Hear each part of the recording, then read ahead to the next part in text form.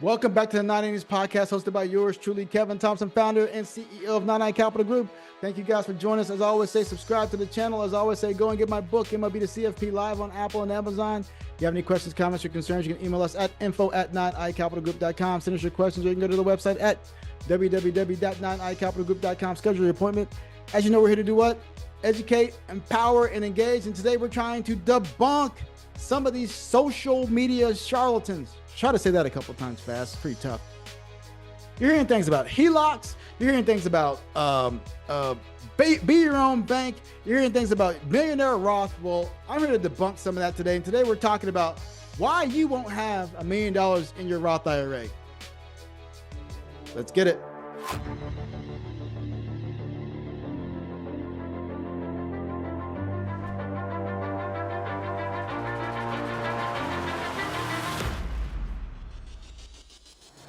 To debunk the myth, let's talk about the Roth, for example. We know a Roth is a tax-deferred account that it goes tax-deferred, takes money out tax-free. Thank you, Senator Roth, RIP. We appreciate all you've done. This is one of the most powerful tools because, again, no RMDs on that account moving forward. It's a great investment tool to give to your children at a much later date once you pass away. That money's inherited tax-free, and then ultimately they can take it out over a 10-year period in the current legislation and have tax-free assets there to do what they want to do with. So it's a powerful tool. So I think that a majority of people could use a Roth, but some people can't do it because they make too much money. Of course, there's backdoor Roths we can possibly do as well. But this is not what this is about. Where am I going? This is not where it's about today because I'm talking to you about a couple of different things. And I want to illustrate something to you. I don't like going through a bunch of graphs because I don't want to confuse people. I just want to have a conversation. So think about this. You give me $100. In the first year, the investment goes down to $50. That's a 50% loss, right? But then it goes back up to $100. That's a 100% gain, right? What is your average return? Your average return is 25%. So are you happy with my return? Because on my documents, I can say, hey, I averaged you 25% return over the last 2 years. No, you're going to fire me because you didn't make any money over that past 2 years. You just got your investment back. That is exactly how a lot of these social media engineers have conversations. They're having conversations around average returns that don't exist, or they do exist. It's just a bunch of math mumbo jumbo.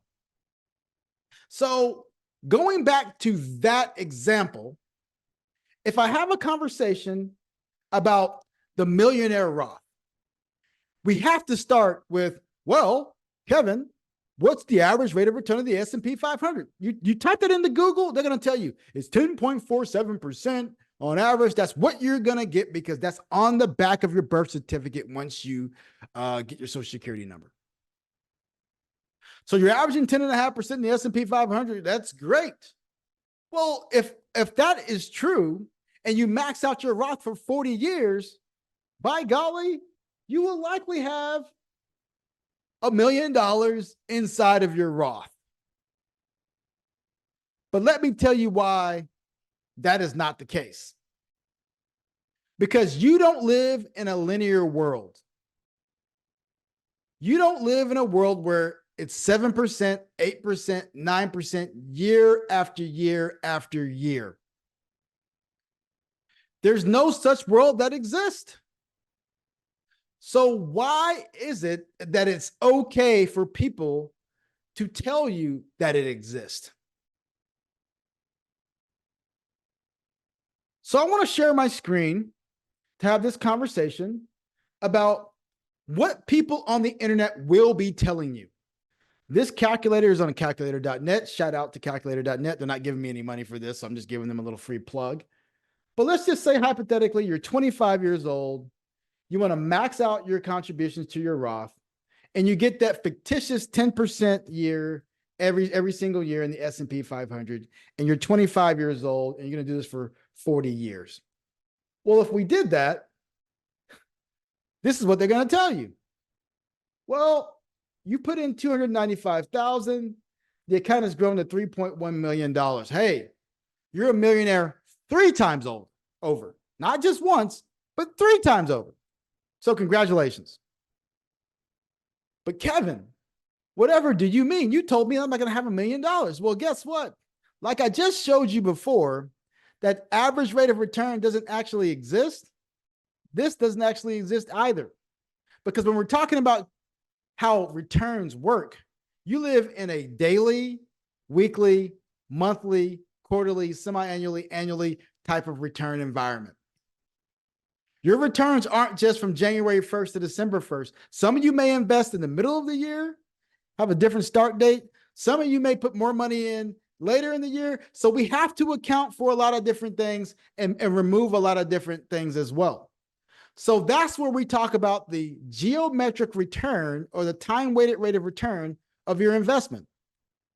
I'm not going to get into all that stuff because I know it could bore you and go to sleep.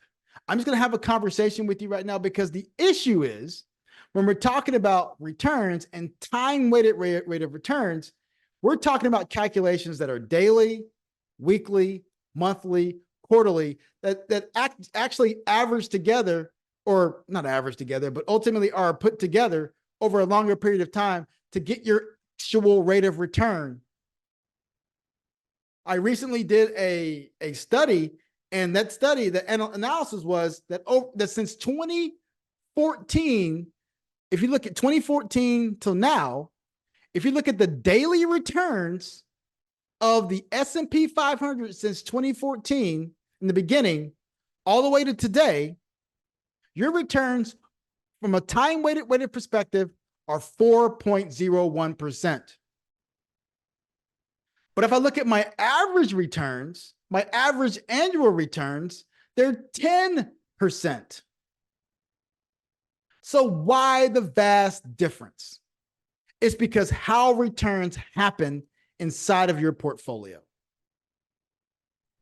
So to take it a little bit further, the Millionaire Roth, and this is just my opinion on here on Not iCapital, not in these podcasts, the Millionaire Roth scenario assumes several ideal conditions. First off, it talks about the constant maximization of your contributions. It's not going to be like that. Life doesn't work like that. Some people can't do it every single year. Some people will actually phase out and have to do some kind of backdoor Roths, and maybe they can't do it because they have a traditional IRA sitting out there. So it may be a little bit difficult to have that discussion in regards to the ability to make this happen. Two, like I mentioned previously, constant market returns, the linear market returns don't exist. Yes, the average, I've already debunked the average returns because I can give you 25% if you give me $100. But ultimately, you're going to get your $100 back, and I'm going to say you made 25%. That's what average annual returns talks about. But the constant market of 7% annualized, 10% annualized doesn't actually exist either. You're not going to get the guarantee of that same return moving forward. Past performance is not indicative of what? Future results. So you know that. And then starting at 25, yeah, that is great. That's a perfect environment, a perfect world. But guess what? What if you start at 30? That could vastly be, it could be a huge difference. Or start at 35. That could be a huge difference.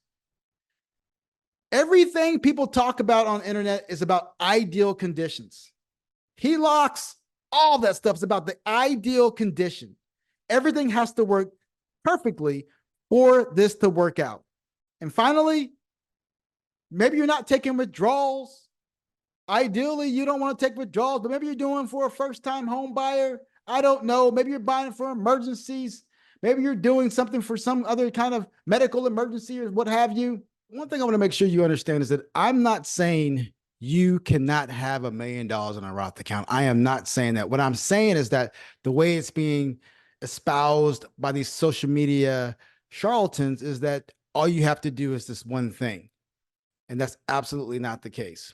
So let me show you the metrics and the ways on how to have a $1 million Roth for retirement purposes. The first thing you're going to do is this. Yes, you have to diligently maximize your contributions into your Roth IRA. So that's the first thing. Maximize your Roth contributions every single year. Now, there's going to be a point there where, hey, you know what? You make too much income, so you may not be able to do it. So therefore, you're going to have to do it on the backdoor side where you're putting money into a traditional IRA, non-deductible, and converting it over to your Roth IRA each year. So that's how you would do that. Now, what if you have a traditional IRA with dollars already in it that have been deducted? Well, what I would say is there's a pro rata rule, but if you want to mitigate that, you will start doing some what we call Roth conversions each year based on your tax situation, of course, to remove the dollars out of your traditional IRA into the Roth IRA every single year. So by doing that, it removes the pro rata rules, or you can move that traditional IRA back to your 401k, and that can mitigate those rules altogether as well. So a little high level there, but first, again, maximize your contributions to your Roth IRA. That's the first thing you do. Secondly, what you need to do is, instead of putting money towards your traditional 401k, start putting money into your Roth 401k. So those contributions now go from your traditional 401k into your Roth. Now, your company will still match you on the traditional side, depending on how legislation and all the other stuff has taken place. But you will get matched on the traditional side, but your contributions will go into your Roth 401k. So when you retire, you can just move that money into a Roth IRA. So beautiful, beautiful thing. If you so choose to do that, or you can keep into your Roth 401k as well. Doesn't really matter. Those are after-tax dollars. So one, maximize your contributions to your Roth IRA. Two, contribute to your Roth 401k, depending on your tax situation. Of course, if you're in a high tax bracket, you may not want to do that, but that's the way you can do it as well.